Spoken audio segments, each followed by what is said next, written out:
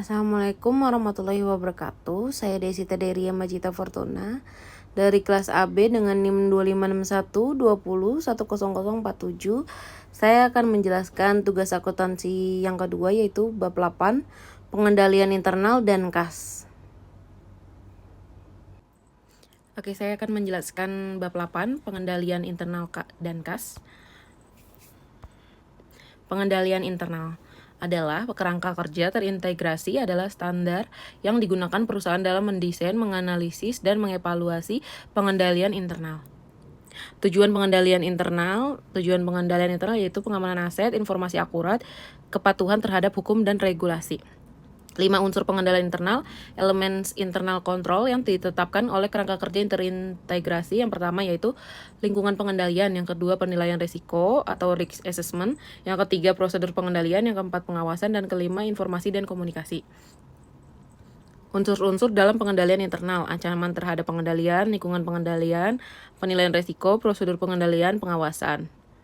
Informasi dan komunikasi itu ada di manajemen dan perusahaan. 3 faktor yang memengaruhi lingkungan pengendalian perusahaan adalah sebagai berikut, yaitu CEO, struktur organisasi, karyawan, kebijakan personalia, filosofi manajemen, dan gaya operasi. Penilaian risiko. Semua perusahaan menghadapi risiko seperti perubahan permintaan pelanggan, ancaman pesaing, perubahan peraturan, perubahan dalam faktor-faktor ekonomi. Manajemen harus menilai risiko-risiko tersebut dan melakukan tindakan-tindakan yang diperlukan untuk mengendalikannya. Prosedur pengendalian. Prosedur pengendalian dibuat untuk memberikan keyakinan yang memadai bahwa tujuan perusahaan dapat dicapai, termasuk mencegah kecurangan. Prosedur pengendalian merupakan unsur pengendalian internal yang paling penting. Meliputi hal berikut ini. Yang pertama, personel yang kompeten, rotasi kerja, dan cuti wajib. Yang kedua, pemisahan tanggung jawab untuk operasi yang berkaitan. Ketiga, operasional, penyimpanan aset, dan akuntansi. 4, bukti dan langkah-langkah keamanan. Prosedur pengendalian internal, ancaman terhadap pengendalian. Prosedur pengendalian personel yang kompeten, rotasi kerja, dan cuti wajib. Perubahan tanggung jawab untuk operasi yang berkaitan. Pemisahan operasional, penyimpanan aset, dan akuntansi, dan bukti keamanan.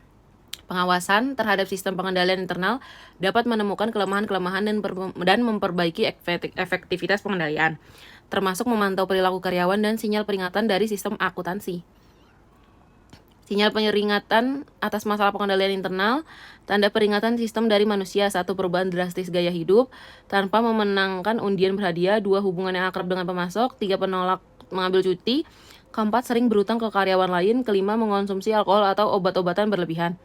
Tanda peringatan sistem akuntansi. 1. Dokumen hilang atau jeda nomor transaksi bisa berarti dokumen digunakan untuk transaksi tidak sah. Yang kedua, peningkatan luar biasa pengembalian uang ke pelanggan atau pengembalian bisa saja palsu. Yang ketiga, perbedaan antara penerimaan kas harian dan setoran bank, atau bisa bermakna penerimaan kas dicuri sebelum disetor ke bank. Yang keempat, peningkatan mendadak pembayaran dan terlambat, karyawan bisa mencuri uang pembayaran.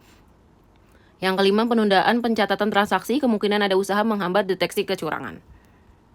Informasi dan komunikasi. Informasi mengenai lingkungan pengendalian, penilaian risiko, prosedur pengendalian, serta pengawasan dibutuhkan manajemen untuk mengarahkan operasi dan memastikan kepatuhan pada pelaporan hukum dan peraturan yang diperlukan. Manajemen juga dapat menggunakan informasi eksternal untuk menilai kejadian dan kondisi yang dapat berpengaruh pada pengambilan keputusan dan pelaporan eksternal. Keterbatasan pengendalian internal. Sistem pengendalian internal hanya dapat memberikan keyakinan memadai, bukan jaminan.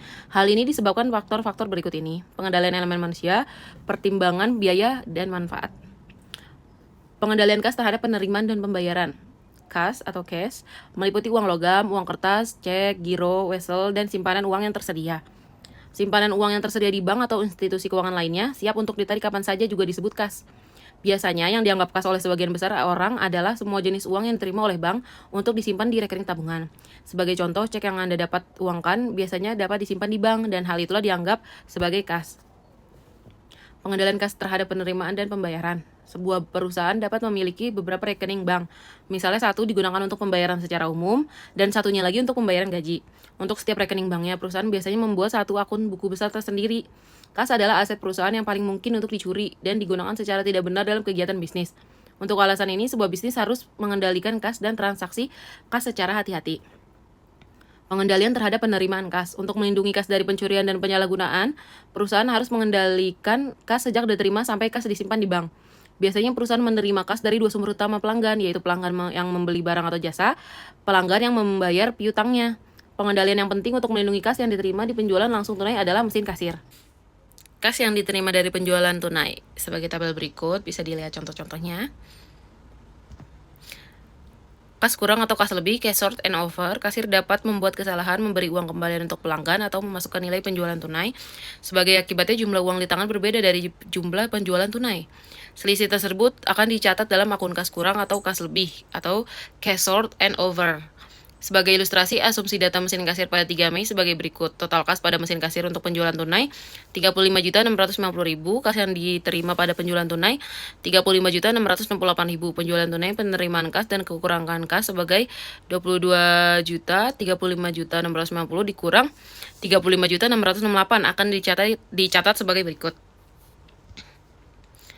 Jika ada uang lebih, kas kurang atau lebih akan dikreditkan untuk kelebihan tersebut pada akhir periode akuntansi. Saldo debit akun kas kurang atau lebih dimasukkan dalam beban lain-lain pada laporan laba rugi. Saldo kredit akun tersebut dimasukkan dalam bagian penghasilan lain-lain. Kas yang diterima melalui cek atau giro. Kas diterima melalui cek atau giro ketika pelanggan membayar tagihan mereka. Kebanyakan faktur perusahaan dirancang agar para pelanggan mengembalikan potongan faktur yang berisi jumlah tagihan yang disebut selip pembayaran bersama dengan lembaran pembayaran mereka. Kas yang diterima melalui transfer dana elektronik. Kas juga dapat diterima dari pelanggan melalui transfer dana elektronik. Sebagai pemegang kartu kredit memberi kuasa kepada bank penerbit kartu kredit untuk membebankan tagihan-tagihan rutin seperti telepon seluler, internet, dan jasa listrik ke kartu kreditnya. Dalam kasus ini, perusahaan mengirim formulir yang telah ditandatangani nasabah kepada nasabah bank sebagai bentuk otorisasi transfer dana elektronik bulanan setiap bulan. Perusahaan memberitahu pelanggan jumlah yang harus ditransfer dan tanggal transfer secara elektronik. Pada tanggal jatuh tempo, perusahaan mencatat transfer elektronik sebagai penerimaan kas ke rekening banknya dan memposting jumlah yang dibayarkan sebagai pengurang saldo piutang ke akun pelanggan yang bersangkutan. Pengendalian pembayaran kas, pengendalian terhadap kas harus memberikan keyakinan yang memadai bahwa pembayaran dilakukan hanya untuk transaksi yang telah diotorisasi. Kas digunakan secara efektif dan efisien. Sebagai contoh, pengendalian seharusnya meyakinkan bahwa semua diskon pembelian yang tersedia akan diambil. Sistem voucher system merupakan serangkaian prosedur untuk mengizinkan dan mencatat liabilitas dan pembayaran kas. Voucher adalah suatu dokumen yang memberikan bukti pemberian izin membayar kas atau melakukan transfer dana elektronik. Tagihan yang telah ditandatangani dapat dianggap sebagai voucher. Saat voucher disiapkan untuk pembelian barang, voucher harus dilengkapi dengan faktur dari pemasok, pesanan pembelian, dan laporan penerimaan barang. Kas juga dapat dibayar melalui sistem transfer dana elektronik. Sebagai contoh, Anda bisa menarik kas dari rekening bank Anda menggunakan mesin ATM. Penarikan yang Anda lakukan adalah contoh transfer dana elektronik. Perusahaan dapat juga menggunakan transfer dana elektronik, misalnya membayar gaji karyawan. Rekening bank. Perusahaan menggunakan rekening bank adalah untuk pengendalian internal. Beberapa keuntungan pengendalian dengan menggunakan rekening bank adalah sebagai berikut. Yang pertama, rekening bank mengurangi jumlah kas di tangan. Yang kedua, rekening menyediakan percatatan mandiri atas transaksi kas, merekonsiliasi saldo atas akun kas dalam pencatatan perusahaan dengan saldo kas menurut bank adalah pengendalian yang penting. Yang ketiga, penggunaan rekening bank memfasilitasi proses transfer dana menggunakan sistem transfer dana elektronik. Laporan bank mengelola pencatatan seluruh transaksi rekening bank. Rangkuman seluruh transaksi yang disebut laporan bank atau bank statement dikirimkan ke nasabah dalam bentuk catatan hard copy maupun email soft copy. Laporan bank menunjukkan saldo awal, penambahan, pengurangan, dan saldo pada akhir periode. Contoh laporan bank sebagai berikut. Hubungan antara rekening bank dan laporan bank, perusahaan dan bank seperti ini. Laporan bank sebagai alat pengendali terhadap kas. Laporan bank merupakan salah satu alat penting yang digunakan perusahaan untuk mengendalikan kas. Perusahaan dapat menggunakan laporan bank untuk membandingkan transaksi kas di catatan akuntansinya dengan catatan yang dibuat oleh bank. Catatan PT Sigma utama dan laporan bank sebagai tabel begini. Berikut ini tabelnya. Selisih antara saldo kas perusahaan dan laporan bank. Selisih tersebut dapat disebabkan oleh tertundanya pencatatan transaksi yang dilakukan oleh salah satu pihak. Selisih tersebut mungkin juga berasal dari kesalahan dalam pencatatan transaksi yang dilakukan baik oleh perusahaan atau bank. Rekonsiliasi bank merupakan analisis informasi dan jumlah yang menyebabkan saldo kas yang dilaporkan dalam rekening bank berbeda dari saldo kas dalam buku besar dan bertujuan untuk menghasilkan saldo kas yang disesuaikan. Saldo kas disesuaikan yang ditentukan dalam rekonsiliasi bank dilaporkan dalam laporan posisi keuangan. Rekonsiliasi bank biasanya dibagi dalam dua bagian. Yang pertama, bagian bank dimulai dengan saldo kas menurut rekening bank dan berakhir dengan saldo yang disesuaikan. Yang kedua, bagian perusahaan dimulai dengan saldo kas menurut catatan perusahaan dan berakhir dengan saldo yang tersedia. Saldo yang disesuaikan dalam rekonsiliasi oleh bank dan perusahaan harus sama.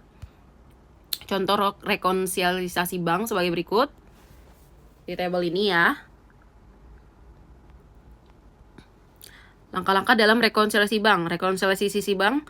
Langkah 1, masukkan saldo kas menurut bank dari saldo akhir kas menurut rekening bank. Langkah keduanya, tambahkan dan deposit yang tidak dicatat oleh bank. Identifikasi deposit yang tidak dicatat oleh bank dengan cara membandingkan setiap deposit yang terdaftar dalam rekening bank dengan deposit yang tidak tercatat yang muncul dalam rekonsiliasi periode sebelumnya dengan periode saat ini. Contoh, setoran belum dicatat di bank pada akhir periode. Langkah ketiganya, kurangkan dengan cek yang beredar yang belum dibayar oleh bank. Identifikasi cek yang beredar dengan membandingkan cek yang telah dibayar dengan cek yang beredar yang muncul dalam rekonsiliasi periode sebelumnya dengan cek yang tercatat. Contohnya, cek sedang beredar pada akhir periode outstanding cek. Langkah keempat, tentukan saldo disesuaikan dengan menambahkan langkah 2 dan mengurangi langkah 3.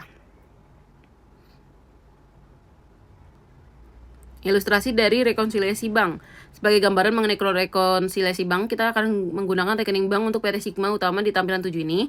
Laporan bank ini menunjukkan saldo sebesar 3.359.780 per 31 Juli. Saldo kas dalam buku besar PT Sigma utama pada tanggal yang sama adalah 2.549.990.000. Berikut ini adalah informasi-informasi yang dicocokkan dengan menggunakan langkah-langkah yang telah disebutkan. Langkah-langkahnya sebagai berikut.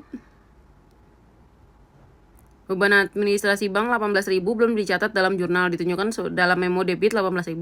Sebagai tambahan, sebuah kesalahan 9.000 ditemukan. Kesalahan ini terjadi ketika cek nomor 879 sebesar 732.260 untuk pembayaran utang ke CV Mahakam dicatat di jurnal sebesar 723.260. Tabelnya sebagai berikut. Dana kas keperluan khusus, perusahaan biasanya harus membayar sejumlah pengeluaran kecil seperti perangko, perlengkapan kantor, atau perbaikan kecil. Dana kas biasanya diisi kembali pada jarak periode atau saat dana habis atau mencapai jumlah minimum. Saat dana kas kecil diisi kembali, akun yang didebit ditentukan dengan merangkum penerimaan kas kecil. Kemudian cek ditulis sejumlah ini dan dimasukkan dalam kas kecil. Ilustrasi dana kecilnya seperti ini. Kas biasanya dicatat sebagai yang pertama dalam bagian aset lancar di laporan posisi keuangan. Perusahaan dapat memiliki jumlah kas melebihi kebutuhan operasinya dan biasanya perusahaan menginvestasikan kasnya dalam investasi yang sangat liquid untuk memperoleh bunga. Investasi semacam ini disebut setara kas atau kas equivalent.